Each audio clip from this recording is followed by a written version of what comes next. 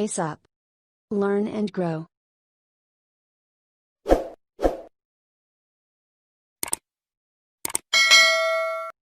My channel Pace Up. आज हम देखने वाले हैं हमारा next method, lecture method, methods of teaching का। प्रीवियस मेथड्स अगर आपने नहीं देखे हैं तो डिस्क्रिप्शन में लिंक दे दी है, आप उन्हें देख सकते हैं। लेक्चर मेथड जिसको हम व्याख्यान विधि भी कहते हैं हिंदी में। वीडियो स्टार्ट करने के पहले अगर आपने मेरा चैनल सब्सक्राइब नहीं किया है तो सब्सक्राइब कर लें, जिससे आगे आने वाले वीडियोस की जानकारी आपको मिलती रहे। चलिए स्टार्ट करते हैं अपना topic, lecture method. Lecture method एक बहुत ही ट्रेडिशनल मेथड है, इसलिए उसको ट्रेडिशनल मेथड या चॉक और टॉक मेथड भी कहा जाता है। चॉक एंड टॉक इसलिए कि हम बोर्ड पे कुछ लिख के और बोलते हुए समझा सकते हैं। जब चॉक नहीं होती थी, जब बोर्ड्स नहीं होते थे, तो भी इसको सिर्फ टॉक मेथड कह सकते थे कि टीचर्स वैसे ही समझाते थे। जब गुरुकुल सिस्टम हुआ करता था, जब सिर्फ जो गुरु लोग सिर्फ अपनी बात बोलकर समझाते थे, तब ये चॉक एंड टॉक मेथड नहीं था, वो सिर्फ एक टॉक मेथड था।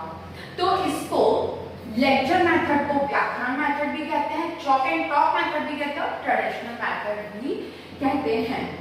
अब सबसे पहले समझते हैं लेक्चर का मतलब क्या होता है। लेक्चर का मतलब ये होता है टू शो या to read allowed.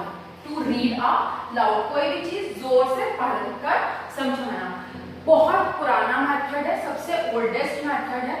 Teacher centred है क्योंकि सिर्फ इसमें टीचर बोलती है और स्टूडेंट्स जो पैसिवली सिर्फ सुनते हैं, इसलिए टीचर सेंटर्ड है। वन में कम्युनिकेशन होता है बिकॉज टीचर सिर्फ बोलती है और एक्टिविटी कुछ भी नहीं होती है, इसलिए स्टूडेंट्स का कोई रोल नहीं होता है। टीचर्स एक्टिव है और स्टूडेंट पैसिव है।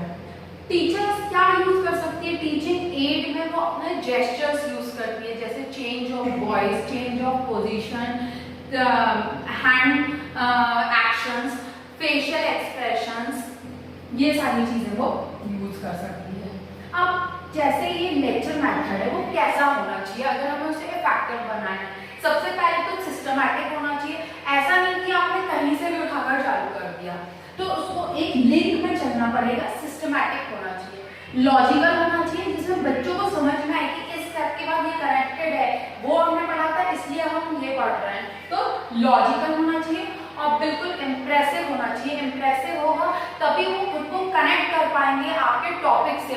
अगर बहुत ही ज्यादा बोरिंग होगा तो वो एक डिसएडवांटेज हो जाएगा लेक्चर मेथड का। इजी टू कॉम्प्लेक्स की तरफ जाता है या सिंपल टू कॉम्प्लेक्स की तरफ जाए, ये कह सकते हैं, या unknown to known, known to unknown, unknown to known की तरफ जाए। अब उसको और इफेक्टिव कैसे बना सकती है टीचर? टीचर बीच बीच में बच्चों से क्वेश्चंस पूछ सकती है, जिससे क्लास अटेंटिव रहे और उसका टॉपिक अट्रैक्टिव रहे। Vast reason in less time. हाँ, ये है कि बहुत सारे लोगों को एक ही बात अगर हमें समझानी है तो वो बहुत ही कम समय में इसका यूज करके हम समझा सकते हैं। तो ये होगा इसके कुछ कैरेक्टरिस्टिक, जैसे आप कैन बी इफेक्टिव कैसे बनाएंगे या इट शुड बी, उसमें क्या होना चाहिए। अब हम देखते हैं इसके मेरिट्स। सबसे पहला और सबसे इजी जो मेरिट हमें समझ में आया कि भाई चीप है। चीप क्यों है? क्योंकि आपको कुछ भी टीचिंग एड खरीदने की जरूरत नहीं है, कोई आपको अरेंजमेंट बनाने की जरूरत नहीं है। बहुत नॉर्मल से आप खड़े होकर नॉर्मल टेक्स्ट बुक का यूज करके भी आप पढ़ा सकते हो। वैसे अगर आप अपना नॉलेज ट्रांसफर करें तो ज्यादा बेटर है। Suitable for large group, true है बिल्कुल। बहुत बड़े बड़े ग्रुप्स को एक साथ में आप बहुत सारी बातें ट्रांसफर कर सकते हो और स्पीडली। इकोनॉमिकल है क्योंकि इसमें आपको कोई भी इंफ्रास्ट्रक्चर की जरूरत नहीं होती है। नॉलेज है टॉपिक के बारे में, आप वही ट्रांसफर कर सकते हैं या आप कोई टेक्स्ट बुक से भी पढ़ा सकते हैं। सूटेबल फॉर लार्ज ग्रुप, बहुत बड़े बड़े ग्रुप्स के लिए सूटेबल है जहां बहुत सारे लोग एक साथ पढ़ते हैं। Saves time, cover syllabus. Yes, saves time इसलिए क्योंकि आप जब कुछ बोल के पढ़ाते हैं तो वो हम स्पीडली पढ़ा सकते हैं और वो हमारा टाइम भी बचाता है। इंस्टेड अगर हम एक्टिविटी कराएंगे किसी चीज में तो उसमें हमारा टाइम जाएगा एक्टिविटी कराने में। तो इसलिए ये टाइम सेविंग है और बहुत जल्दी बहुत सारा सिलेबस कवर हो जाता है। सिंपलेस्ट मेथड है, does not require any arrangement, जो मैं ऑलरेडी डिस्कस कर चुकी हूँ। डीमेरिट्स भी हैं भाई, जिस चीज के मेरिट्स होते हैं हर एक मेथड के कुछ डीमेरिट्स भी हैं। अगर जैसे मैंने बोला था हम सिस्टमैटिक नहीं पढ़ाएंगे, कुछ हम क्वेश्चंस नहीं पूछेंगे, इंटरेक्शन नहीं बनाएंगे बच्चों के साथ, तो वही चीज बोरिंग हो जाएगी और उनके लिए टायरसम हो जाएगी।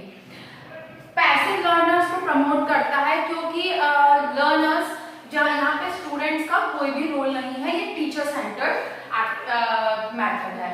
लर्निंग बाय डूइंग का कंसेप्ट बिल्कुल भी सपोर्ट नहीं करता है क्योंकि कोई एक्टिविटी नहीं है, टीचर बोलता है और बच्चे सुनते हैं। टीचर सेंटर्ड है।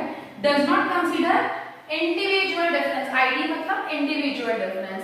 कोई बच्चा स्लो समझता है, कोई बच्चा जल्दी समझ लेता है कोई चीज को, तो इंडिविजुअल डिफरेंस का या एक पर्टिकुलर व्यक्ति के सिस्टम का कोई इसमें मेथड नहीं है, उसको वो टीचर अपने फ्लो में पढ़ाता चला जाता है। Does not develop power of reasoning, जब आप कोई एक्टिविटी नहीं करेंगे तो बच्चा कुछ सोचेगा ही नहीं, तो कोई इसमें पावर ऑफ रीजनिंग डेवलप होने का कोई भी रीजन नहीं है। Monotonous to the student, monotonous इसलिए क्योंकि एक टीचर पढ़ाता है और वो सारे सुनते रहते हैं। हाँ, लेकिन एक इसमें चीज है कि ये यूजफुल है वो हायर क्लासेस के लिए, जहाँ पे बच्चे बड़े होते हैं, समझदार होते हैं और जल्दी से चीजें समझ लेते हैं। It is useful for them. Use vastly to transfer knowledge in short time. Of course हमने ऑलरेडी डिस्कस किया है कि छोटे कम समय में हम बहुत सारा सिलेबस कवर कर सकते हैं। तो इस तरीके से हमारा टॉपिक कंप्लीट होता है, लेक्चर मेथड। टॉपिक पसंद आया हो तो वीडियो को लाइक करें, शेयर करें, सब्सक्राइब करें, जिससे आगे आने वाली वीडियोस की जानकारी आपको मिलती है। नेक्स्ट वीडियो तक के लिए thank you and bye bye.